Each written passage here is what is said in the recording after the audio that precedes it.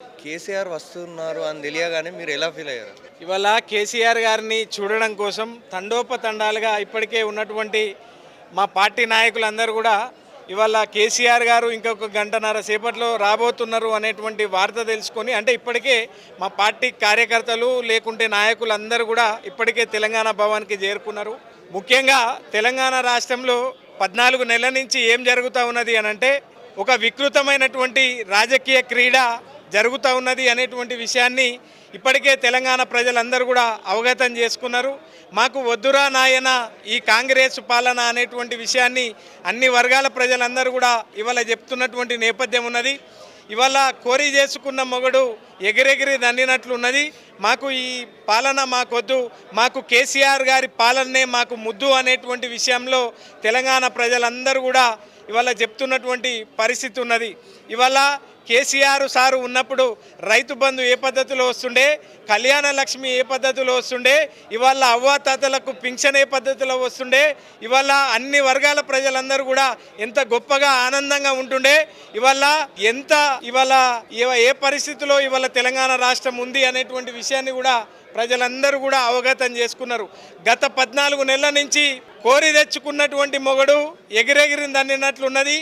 మాకు వద్దు ఈ పాలన అనేటువంటి విషయాన్ని ఒకవైపు మాట్లాడుకుంటుండే, రెండో వైపు ఇవాళ ఒక అబద్ధం అంటే మనము దానికి అవ్వచ్చు, కానీ 420 అబద్ధాలని చెప్పి ఇవాళ అధికారంలోకి వచ్చినటువంటి కాంగ్రెస్ పార్టీ ఆది నుంచి అబద్ధాల పేరిట ఇవాళ కాలయాపన చేస్తున్నటువంటి రేవంత్ రెడ్డి గారి సర్కారు ఇంకా ముందుకు సాగదు అనేటువంటి విషయాన్ని ఇవాళ తెలంగాణ ప్రజలందరూ కూడా చెప్తున్నటువంటి నేపథ్యం ఉన్నది. ఇవాళ ఒకటి తెలంగాణ ప్రజలందరూ కూడా అవగతం చేసుకున్నారు. ఇవాళ అన్నం లేని తెలంగాణ నుంచి అన్నపూర్ణ తెలంగాణ రాష్ట్రంగా మార్చినటువంటి కేసీఆర్ గారు మనకు కావాలి అనేటువంటి విషయాన్ని తెలంగాణ ప్రజలందరూ కూడా కోరుకుంటున్నారు. ఇవాళ రైతు బాంధవుడు కేసీఆర్ గారి నాయకత్వం వర్ధిల్లాలి అంటున్నాడు. ఇవాళ దళిత బాంధవుడు కేసీఆర్ గారి నాయకత్వం మాకు కావాలి అనేటువంటి విషయాన్ని తెలంగాణ ప్రజలందరూ కూడా చెప్తున్నారు. కాబట్టి ఏది ఏమైనప్పటికీ కూడా ఇవాళ రాయేంది రత్నమేంది అనేటువంటి విషయం తెలంగాణ ప్రజలకు అవగతం అయిపోయింది. కాబట్టి రేపు ఏ ఎన్నిక జరిగినప్పటికీ కూడా ఆ ఎన్నికల లోపల తప్పకుండా తెలంగాణ ప్రజలు బుద్ధి చెప్తారు అనేటువంటి విషయాన్ని నేను ఈ సందర్భంగా తెలియజేస్తా ఉన్నాను. మాకు 25వ సంవత్సరంలో పడుతున్నటువంటి నేపథ్యంలో రేపు ప్లీనరీ ఏ పద్ధతిలో ఏర్పాట్లు చేయాలి, లేదు అనుకుంటే రేపు గొప్పగా తెలంగాణ ఈ నెలలో కేసీఆర్ గారు గత నెలలో ప్రకటించారు. ఫిబ్రవరి నెలాఖరులో బహిరంగ సభ ఏర్పాటు అనేటువంటి విషయం కూడా సార్ చెప్పిండు. కాబట్టి ఏవి దిశానిర్దేశిస్తాడో కూడా వేచి చూడాల్సినటువంటి అవసరం ఉంటుందన్న. ఏది ఏమైనప్పటికీ కూడా ఒక బలమైనటువంటి ప్రతిపక్షంగా మేము తప్పకుండా ఉంటాం. ఇవాళ ఈ తెలంగాణ భవన్ జనతా గ్యారేజ్లా మారింది.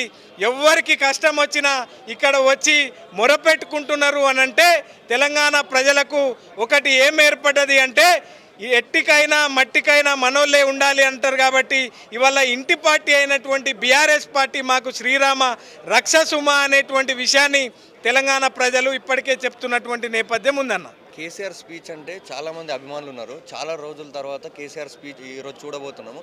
ఆ స్పీచ్ ఎలా ఉండబోతుంది? అయితే గొప్పగా నేను ఏమంటా ఉన్నాను అంటే, గొప్పగా జరుగుతాం. సరే, కేసీఆర్ గారి స్పీచు ఏ పద్ధతిలో ఉంటుందో మీ అందరికైతే తెలుసు. కేసీఆర్ గారి స్పీచ్ వినాలని చెప్పి ఇప్పుడు టీవీల ముందల అన్ని వర్గాల ప్రజలు, తెలంగాణలో ఉన్నటువంటి అన్ని వర్గాల ప్రజలందరూ కూడా ఇవాళ అవి ఏర్పాటు చేసుకొని అందరూ చూస్తుంటారు. కేసీఆర్ గారి స్పీచ్ అంటే ఒక తెలంగాణలో కానివ్వండి, ఒక భారతదేశంలో ఉన్నటువంటి అందరు నాయకులకు అందరికీ కేసీఆర్ గారి స్పీచ్ వినాలి, ఆయన స్పీచ్ ద్వారా ఇన్స్పైర్ కావాలి అనేటువంటి ఆలోచన ప్రతి ఒక్క రాజకీయ నాయకునికి ఉంటుంది. కాబట్టి ఆయన స్పీచ్ కోసం ఉత్సాహంగా మా పార్టీ నాయకులందరూ ఇప్పటికీ ఎదురు చూస్తూ ఉన్నారన్న. తినబోయే ముందు రుచులు ఎందుకన్నా. కాబట్టి తప్పకుండా సారు ఇంకొక గంటన్నర ఆ ప్రాంతం లోపల రాబోతారు. కాబట్టి అన్నీ కూడా సారు మాటల్లోనే అందరం కూడా విందాము అనేటువంటి విషయాన్ని తెలియజేస్తాం.